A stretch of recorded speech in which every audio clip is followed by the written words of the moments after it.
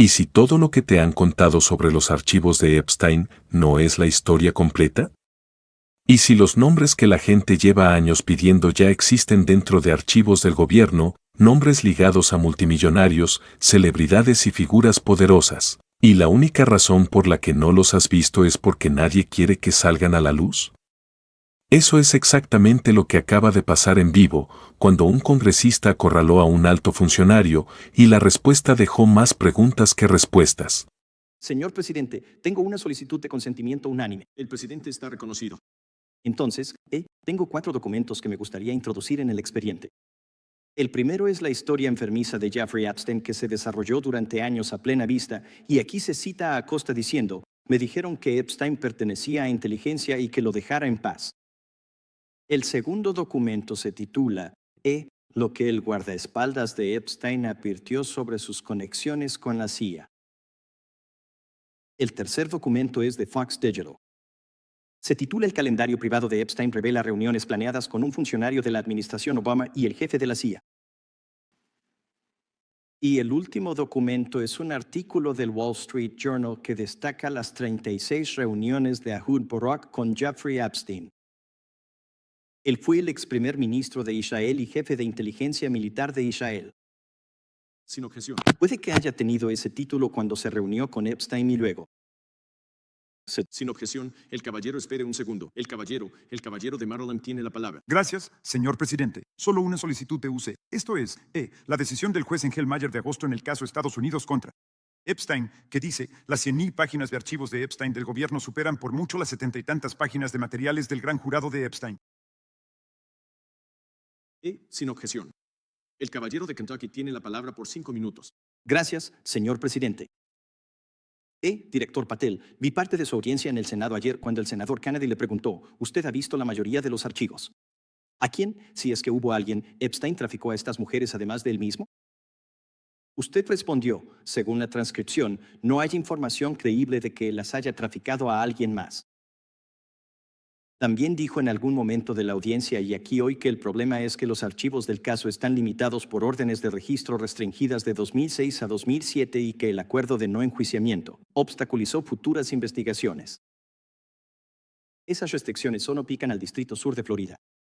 No aplican al Distrito Sur de Nueva York, el lugar de la acusación por tráfico sexual de 2019, la cual produjo muchas cosas, incluyendo una serie de documentos FD 302.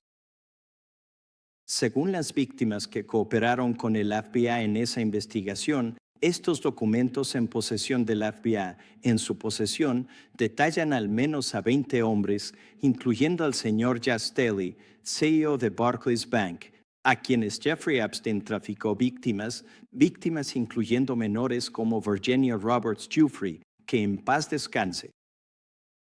Esa lista también incluye al menos a otras 19 personas, un productor de Hollywood que vale unos cuantos cientos de millones de dólares, un príncipe real, una persona de alto perfil en la industria musical, un banquero muy prominente, un funcionario gubernamental de alto perfil, un expolítico de alto perfil, un dueño de una compañía automotriz en Italia, una estrella de rock, un mago, al menos 6 multimillonarios, incluyendo un multimillonario de Canadá. Sabemos que estas personas existen en los archivos del FBI, los archivos que usted controla. No sé exactamente quiénes son, pero el FBI sí lo sabe. ¿Ha iniciado alguna investigación sobre alguna de estas personas y ha visto estos documentos 302?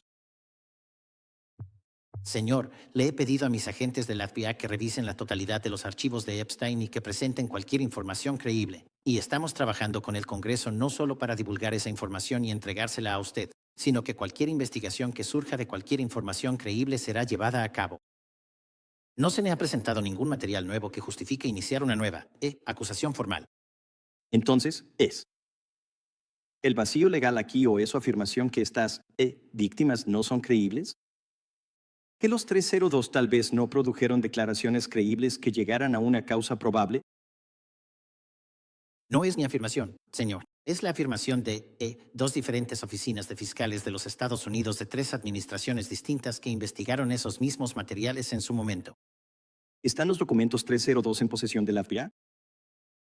Ellos revisaron todo eso. Sí, señor. Y entonces, ¿usted ha revisado esos documentos 302 donde las víctimas nombran a las personas que las victimizaron? Yo, sí personalmente, no, pero el FBI sí lo ha hecho.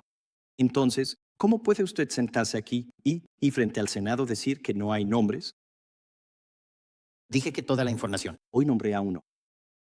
Yo dije que no estamos en la práctica en el Departamento de Justicia, ni el FBI de divulgar los nombres de las víctimas.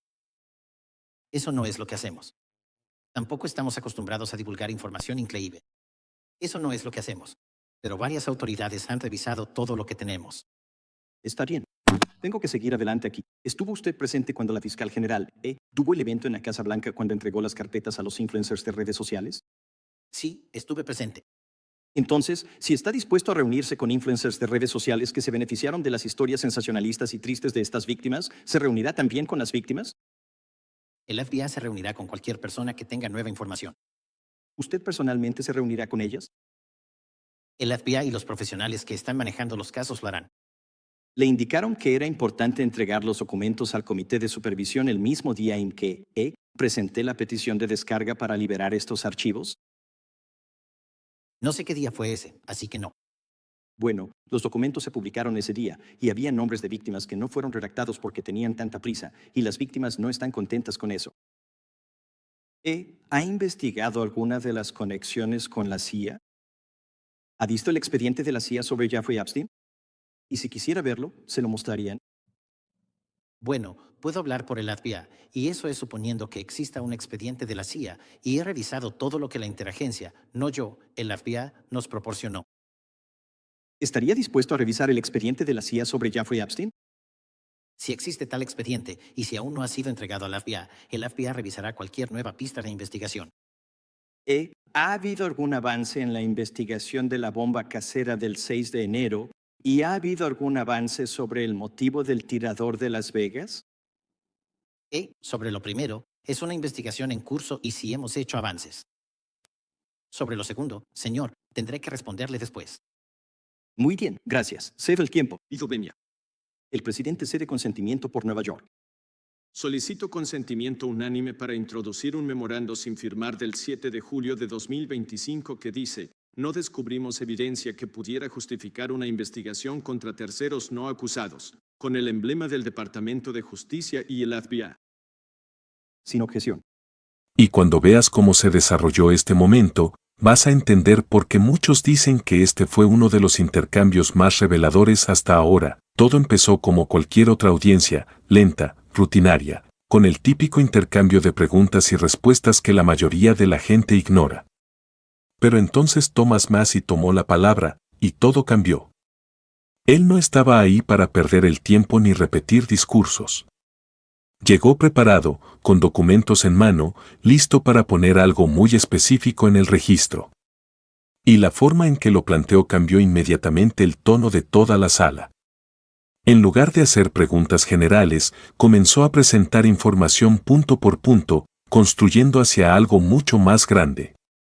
Se podía sentir que venía ese momento en el que todo encaja, y cuando llegó, impactó fuerte. Massie empezó mencionando documentos relacionados con Jeffrey Epstein, pero no de la forma vaga que hemos escuchado antes. Habló de registros detallados, informes y afirmaciones que han circulado durante años, incluyendo sugerencias de que Epstein podría haber tenido conexiones mucho más profundas de lo que se le dijo al público. Ahora, es importante aclarar que algunas de estas afirmaciones han sido debatidas y siguen sin verificarse, pero el hecho de que se mencionaran en un entorno oficial les dio un peso completamente distinto. Habló de fuentes que supuestamente indicaban vínculos con inteligencia, declaraciones de personas que dijeron que se les pidió dejar a Epstein en paz, e informes sobre reuniones con figuras de alto perfil. Nada de esto se presentó como un hecho confirmado, pero planteó una pregunta que lleva años en el aire: ¿qué tan profundo llega todo esto? Y entonces llegó el momento que lo cambió todo. Massie pasó de lo general a algo mucho más concreto. Dijo que dentro de documentos del FBI, documentos que ya están en posesión del gobierno, hay referencias a al menos 20 hombres a los que Epstein supuestamente llevó víctimas. No rumores de Internet, no especulación externa, sino material que, según él, existe dentro de archivos oficiales. No dio todos los nombres, pero los describió de una forma imposible de ignorar. Un productor de Hollywood con cientos de millones. Un príncipe real. Una figura importante de la industria musical. Un banquero poderoso. Un alto funcionario del gobierno. Un expolítico. Un dueño de una compañía de autos en Europa. Un rockero. Un mago. Múltiples multimillonarios, incluyendo uno de Canadá. La lista no solo fue impactante, fue casi surrealista. Ahora, esto debe manejarse con cuidado. Estas son descripciones, no identidades confirmadas, y el propio Macié reconoció que no sabía exactamente quiénes eran todos. Pero su punto no era revelar nombres en ese momento, sino demostrar que la información existe. Y eso es lo que lo hizo tan poderoso. Porque si esos detalles realmente están dentro de archivos del FBI, entonces la pregunta es inevitable: ¿por qué no ha pasado nada? ¿Por qué no hemos visto más responsabilidad pública? Y ahí fue donde la tensión en la sala empezó a subir. En ese momento, todas las miradas se dirigieron a Kash Patel.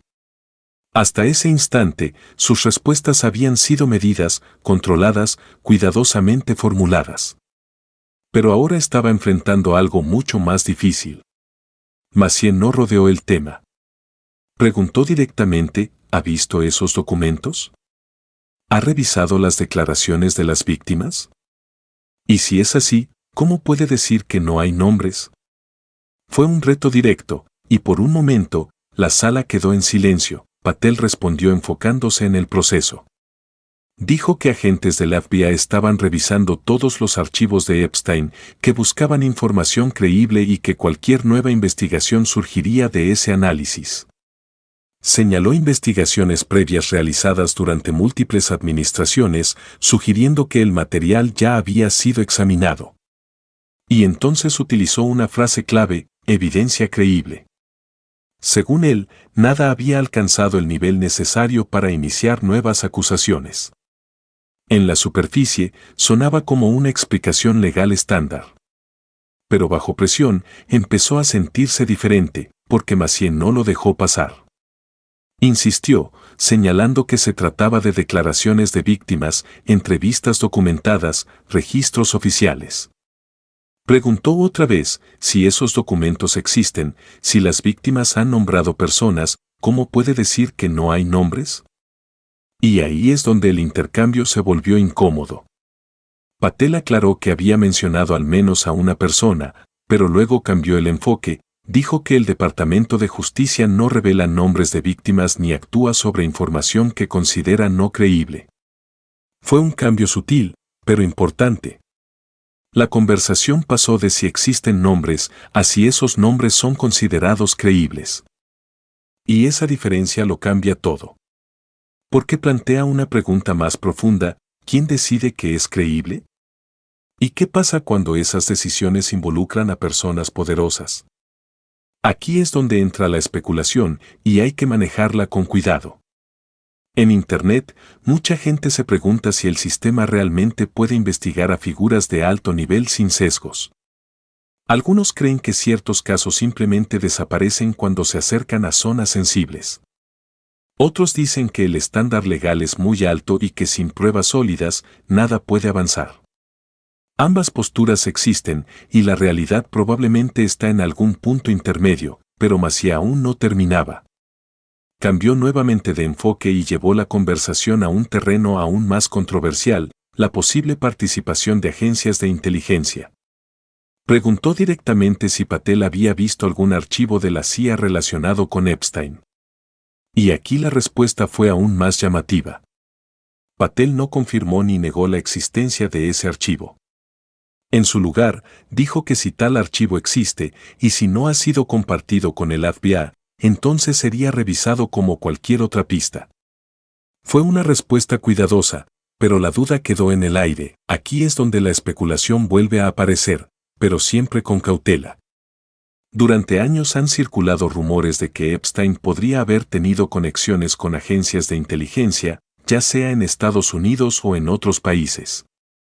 Algunos informes sugieren que tenía acceso a redes de poder que le permitieron operar durante mucho tiempo. Otros descartan completamente estas ideas, diciendo que no hay pruebas sólidas. Lo que ocurrió en esa audiencia no confirmó nada de eso, pero tampoco lo cerró. Y a veces, eso es suficiente para que las preguntas sigan creciendo. Cuando el intercambio terminó, quedó claro que algo importante había pasado. No porque se hayan probado hechos definitivos, sino porque se expusieron contradicciones. Por un lado, se afirma que no hay evidencia creíble que vincule a Epstein con otros. Por otro, se sugiere que sí existen registros detallados, incluyendo declaraciones de víctimas que señalan a múltiples individuos. Esas dos ideas no encajan fácilmente, y esa tensión es lo que está alimentando el debate, pero justo cuando esa historia alcanzaba su punto más alto, otra situación comenzó a desarrollarse, una que añade aún más presión. Mientras las preguntas sobre archivos ocultos y falta de respuestas dominaban un lado de la conversación, una crisis internacional empezaba a escalar. Donald Trump enfrentaba un momento complicado relacionado con Irán, y los acontecimientos estaban generando preocupación tanto política como económica. Reportes indicaban que Irán había rechazado un plan propuesto, negando públicamente cualquier negociación. Al mismo tiempo, desde Estados Unidos se sugería lo contrario, que sí había comunicación detrás de escena. Este tipo de contradicción generó incertidumbre y rápidamente aumentó la tensión. Movimientos militares intensificaron la situación, con el envío de más fuerzas a la región. La posibilidad de una escalada mayor empezó a sentirse real. Dentro del país, la reacción no fue completamente favorable. Incluso dentro del ámbito político, surgieron preocupaciones sobre el rumbo que estaban tomando las decisiones. Algunos líderes expresaron inquietud ante la posibilidad de una mayor implicación militar. Y la opinión pública reflejó esa incertidumbre. Las encuestas mostraron una caída en los niveles de aprobación, tanto en política exterior como en manejo económico.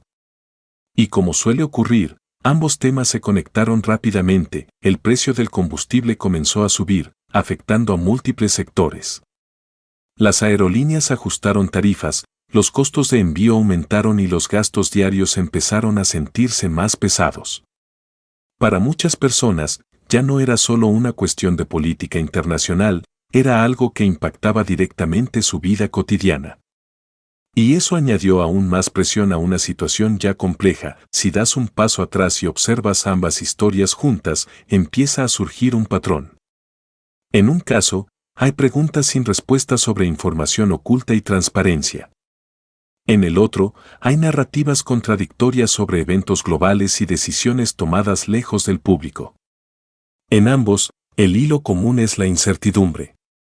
Y eso es lo que mantiene a la gente atenta, cuestionando y tratando de entender qué está pasando realmente, porque al final, la pregunta más grande no es solo lo que sabemos, sino lo que no sabemos. ¿Qué información sigue oculta? ¿Qué detalles aún no han salido a la luz? ¿Y quién decide cuando el público tiene acceso a toda la verdad? Son preguntas sin respuestas fáciles y son la razón por la que historias como esta siguen creciendo, y algo nos dice que esto apenas está comenzando. Si este análisis te pareció impactante, asegúrate de suscribirte al canal y darle like al video para no perderte lo que viene. Vamos a seguir investigando las historias que otros evitan, trayéndote la información que realmente importa. Activa las notificaciones y quédate con nosotros, porque el próximo episodio podría cambiarlo todo.